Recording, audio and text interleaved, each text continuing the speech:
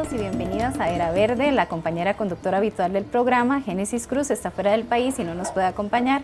Y para mí es un gusto estar con ustedes por invitación de la producción de Era Verde. El río Veracruz es uno de los muchos ríos de nuestro país que han sido concesionados a proyectos de interés privado y desde el año 2010, dichosamente, la comunidad de Guazimal inició un proceso de lucha y resistencia que fue creciendo hasta que en junio de este año de 2017 fue declarada una concesión caduca de forma definitiva. En Era Verde hemos dado continuidad a este proceso y hoy queremos tener un programa a modo de cierre y también celebratorio, porque eso es el resultado de una organización comunitaria ejemplar y para conocer también de la importancia de este tipo de organización. Nos acompañan en el programa Suiri Méndez, del programa Kioscos Socioambientales de la Universidad de Costa Rica, quien tiene mucha experiencia de trabajo también con comunidades. Bienvenida. Muchísimas gracias por la invitación. Gracias más bien por venir y también está con nosotros Dani Villalobos, un luchador comunal ejemplar de Guazimal. Bienvenido. Muchas gracias por el espacio. Más bien gracias a ustedes por estar con nosotros. Dani, si iniciamos con los antecedentes y un poco de contexto, ¿qué es lo que se encuentran ustedes en el año 2010 como comunidad? Bueno, en el año 2010 el Ministerio de Ambiente aprobó una concesión de aguas sobre el río Veracruz para el proyecto de riego Guazimal-Sardinal, que promovía el SENARA y una sociedad de usuarios de agua que se llama Sociedad de Los Ángeles, que representa a varios empresarios de la zona, ¿verdad? Y productores, sobre todo ganaderos. Era un proyecto de riego básicamente para pastos, pero la cantidad de agua que se concesionó, 163 litros por segundo, en un principio, en ese 2010, era una cantidad bastante importante de agua de un río pequeño, ¿verdad? Y la gente del pueblo decidió oponerse, pues no existían, digamos, estudios técnicos ambientales que justificaran por qué iban a extraer esa gran cantidad de agua para un uso, ¿verdad? Como el riego, que, bueno, la ganadería es muy importante en la zona, pero consideramos que es abusivo y pues entonces la gente comenzó un proceso de lucha para ver cómo se traía bajo la concesión y la viabilidad ambiental que en ese momento tenía el proyecto.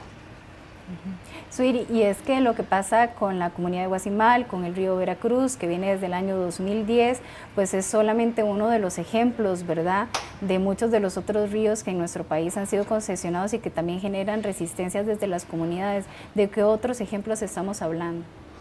Bueno, el recurso hídrico, que se le ha llamado recurso, ¿verdad?, desde el sistema como más mercantil, tiene mucho interés en Costa Rica. El bien común, que es el agua, pues está en disputas en diferentes lugares del país, ya sea por concesiones de riego para proyectos de canalización o para proyectos energéticos, que serían los hidroeléctricos. Y, por ejemplo, en la zona sur ha habido una defensa muy grande de los ríos Convento y Sonador, que son ríos que van fluyendo, ¿no?, aguas abajo, de todo lo que sería Rivas, ¿verdad? Y la gente ha logrado ir deteniendo este tipo de proyectos. También hay un proyecto gigantesco que es el PH de Iquís, ¿verdad? Y que se ha visto detenido, ¿no?, por la movilización de comunidades campesinas, indígenas, ya más abajo en protección, ¿no?, de solo del territorio, pero también como del agua. Sí. Sí, y es que ustedes también en Guazimal, la comunidad vecina de Santa Rosa, también tuvo una experiencia bastante difícil con la concesión de un río para un proyecto también de riego, teniendo una experiencia cercana con esas características. Por favor, si nos explicas cómo es que se generan también pues divisiones al interno de la comunidad, ¿verdad? Posiciones encontradas, gente a favor, gente en contra, y pues también dentro de 7 años de lucha que tienen ustedes, también hay aliados y adversarios pues a nivel nacional. ¿Cuál fue la experiencia en ese sentido? Sí, el caso del río Acapulco es muy importante para la zona porque ejemplificó cómo un proyecto sin los permisos o los estudios adecuados puede llegar a colapsar una fuente, ¿verdad? Como es un río, una fuente de vida para muchas especies de animales.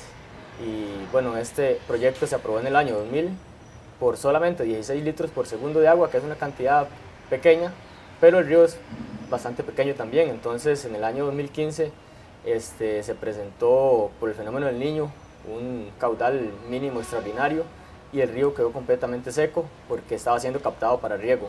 Ahí fue donde, bueno, comenzamos a denunciar, ¿verdad?, el potencial daño que se le podía hacer al río Veracruz también en Guazimal. Y pues mucha gente de Santa Rosa nos apoyó, ¿verdad? Se solidarizaron Guasimal al ver lo que le había pasado a su río, pero otra gente, como usted dice, quedó del otro lado, ¿verdad?, dividida en favor de los proyectos porque, bueno, porque primero que todo eran beneficiarios, entonces estaban teniendo o aprovechando ese agua del río que ya no estaba en el río y que había provocado un colapso ambiental, ellos lo tenían en sus fincas, entonces probablemente esa es la principal razón por la que una persona no cree esa conciencia, ¿verdad?, de utilizar racionalmente los recursos. Y además el discurso del Senara, muy ingenieril, de aprovechar el agua y como un combustible, ¿verdad?, para maximizar la rentabilidad de las fincas también, de ahí es tomado por la gente también y reproducido, y quizá se desvaloriza lo que es la naturaleza, lo que otra gente en el pueblo no está de acuerdo, y eso crea divisiones entre una y otra parte de la comunidad. Sí, vamos a hacer una pausa y pronto volvemos también con más de Era Verde acá por Canal UCR.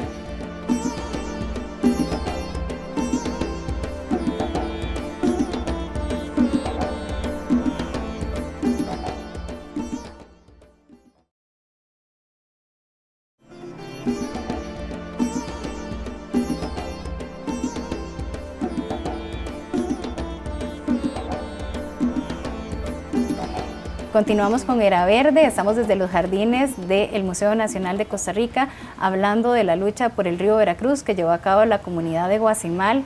Suiri, en el bloque anterior conversábamos con Dani, el líder comunal de Guasimal, pues que existen adversarios y también aliados dentro de estos procesos de lucha. Podemos decir que hay como una acción sistemática en experiencias como las de ellos en otras regiones del país, donde siempre encontramos algún patrón de gente que se alía, de organizaciones también, de instituciones que también adversan.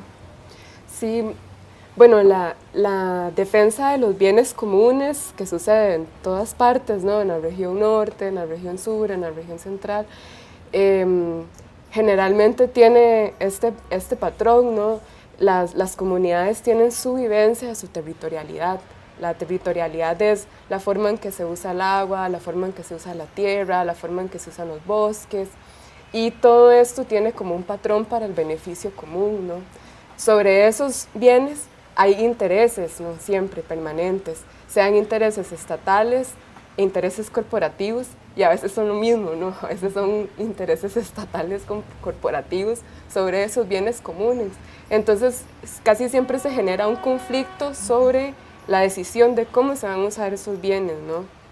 Entonces, generalmente las comunidades, desde sus formas organizativas, ya sean las asadas, ya sean a veces asociaciones de desarrollo, a veces no, a veces grupos que van surgiendo por el mismo contexto, y se van poniendo como no sus nombres en defensa del agua o en defensa del bosque o en defensa de la salud también comunitaria, van buscándose entre aliadas, ¿no?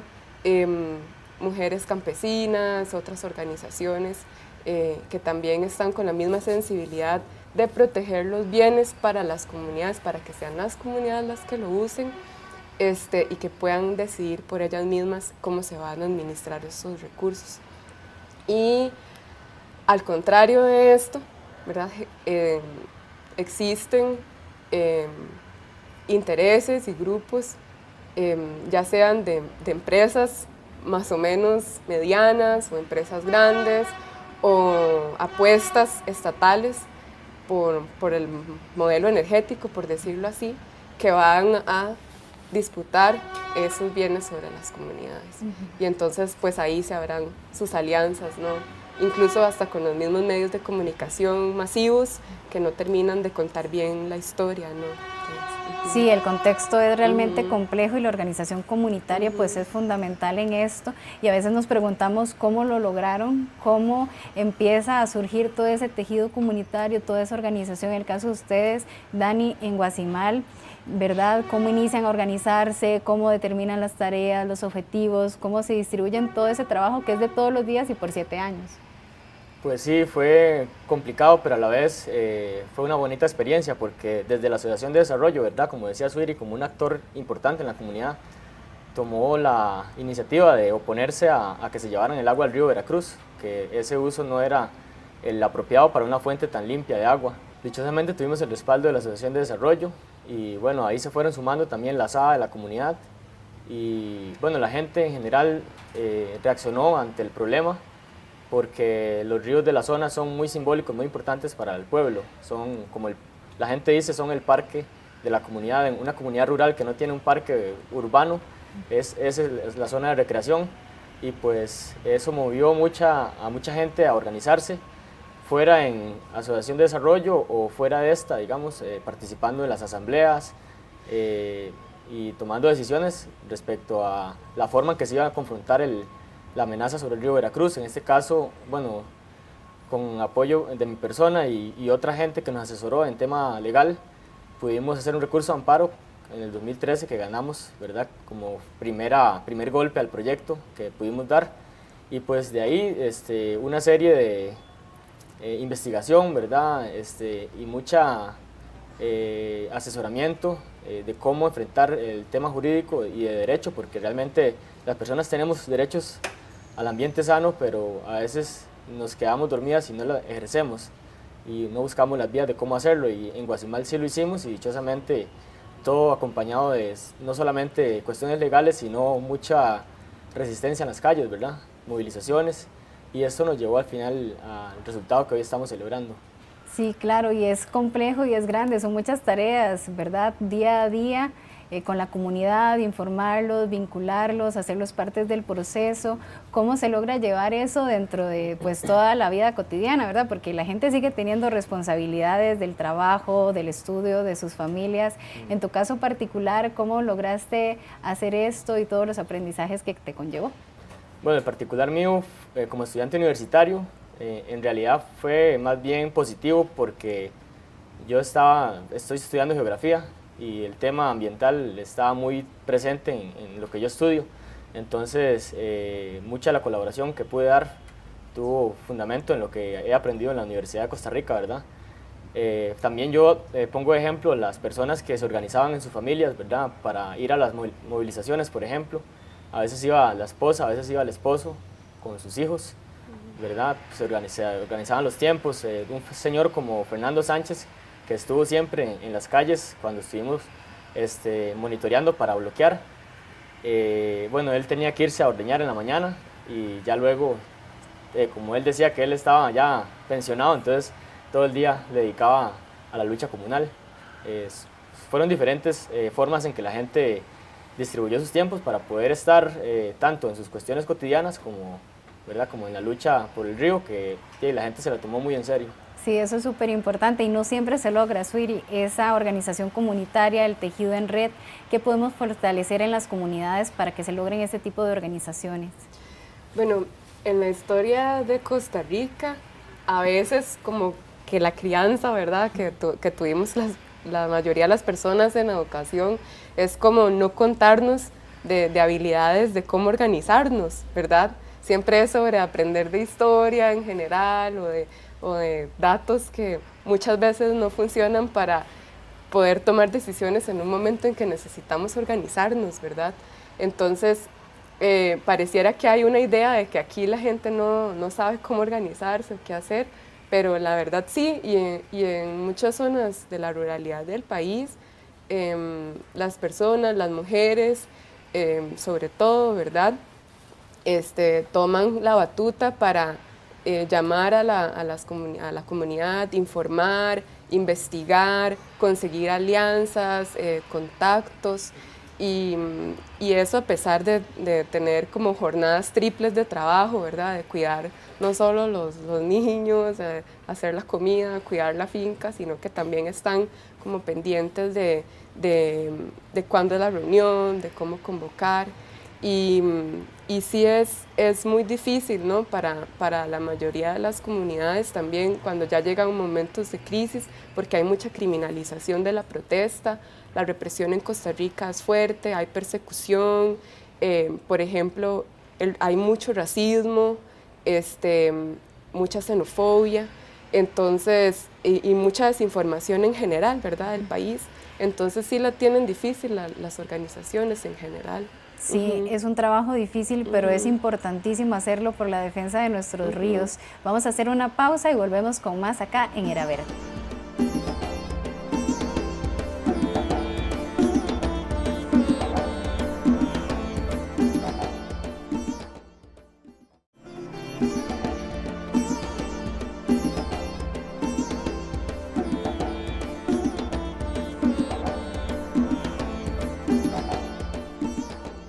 Continuamos en Era Verde hablando de la importancia de la organización comunitaria y conociendo mucho de la experiencia de Guasimal en la defensa del río Veracruz. Dani, dentro de estos 7 años de experiencia, ¿cuáles son los grandes aciertos, pero también todas las cosas que crees que hayan podido mejorar dentro de la organización? Bueno, aciertos muchos porque a pesar de que la lucha fue extensa y a veces se pensaba que todo iba en nuestra contra, bueno, logramos manejar los tiempos de la lucha.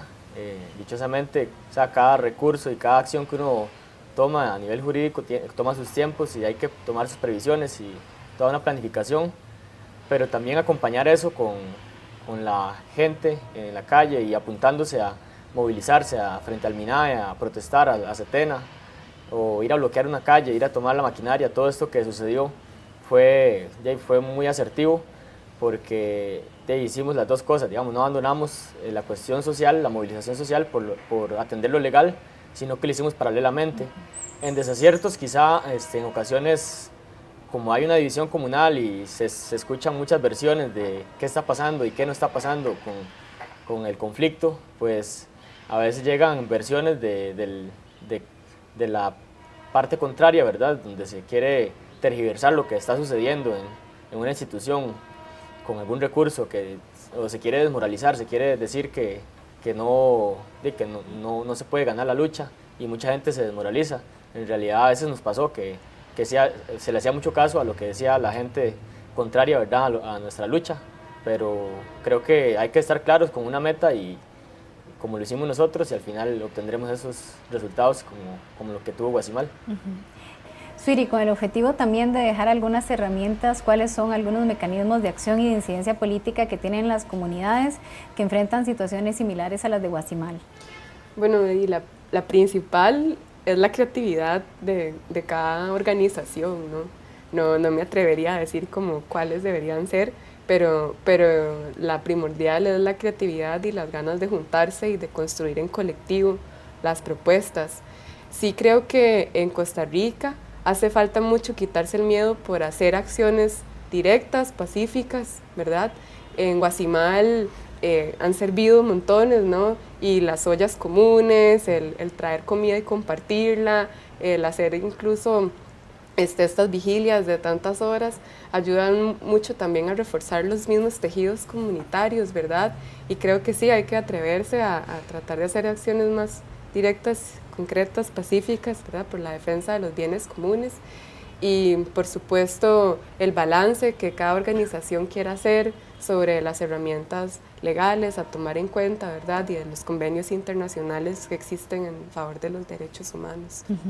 Y Dani, todo eso que ustedes han logrado es realmente maravilloso, ese tejido social, toda esa organización. ¿Qué sigue en Guasimal para ustedes?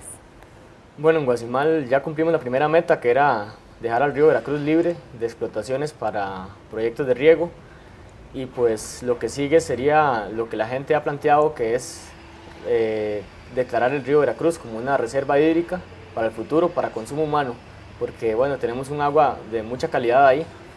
Obviamente esto conlleva hacer estudios técnicos de la cuenca, ¿verdad?, y todo lo que implique, pero la idea es que esta fuente de agua se proteja para este fin, que sería abastecer estas problemáticas de consumo humano que se dan ya en comunidades de la zona de Punta Arenas, y pues que Guasimal haya defendido este río significa que puede también potenciar otras cosas positivas a futuro, que serían atender estas emergencias que se presentan por aguas contaminadas, por fuentes que se secan y que sabemos que por el cambio climático van a seguir profundizándose, pero más adelante veremos cómo nos va con esta iniciativa y vamos a trabajar en eso.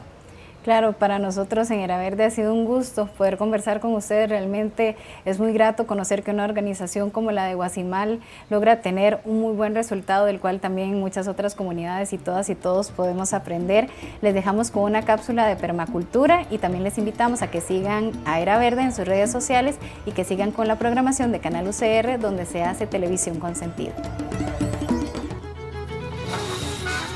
Bueno, hoy estamos en Full Tierra de nuevo.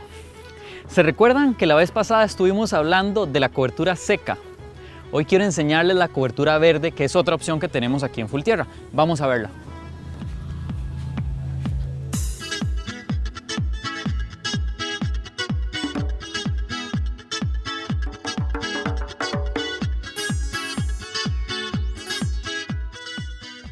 La vez pasada estábamos hablando de las coberturas secas, ¿cierto? La brucha, el cartón, el periódico. Lo que pasa con esas es que ustedes tienen que estarlas poniendo constantemente, principalmente en la lluvia, que se descomponen muy rápido. Pero hoy hablamos de coberturas verdes. Lo chiva de estas es que ustedes las siembran y ellas se mantienen solas y se van repartiendo, van cubriendo toda su huerta. Veamos la gotucola que tenemos aquí abajo. En permacultura buscamos que cada elemento cumpla varias funciones. En este caso de la cobertura verde tenemos esta gotucola que no solo está protegiendo el suelo y creciendo activamente, sino que es comestible, la pueden poner en sus ensaladas, es muy buena para el cerebro. Coberturas verdes hay un montón. Pensemos en todas las plantas que van como corriendo por el suelo. La verdolaga, las diferentes variedades de espinaca, las cucurbitáceas, sandía, pepino, ayote, chiverre.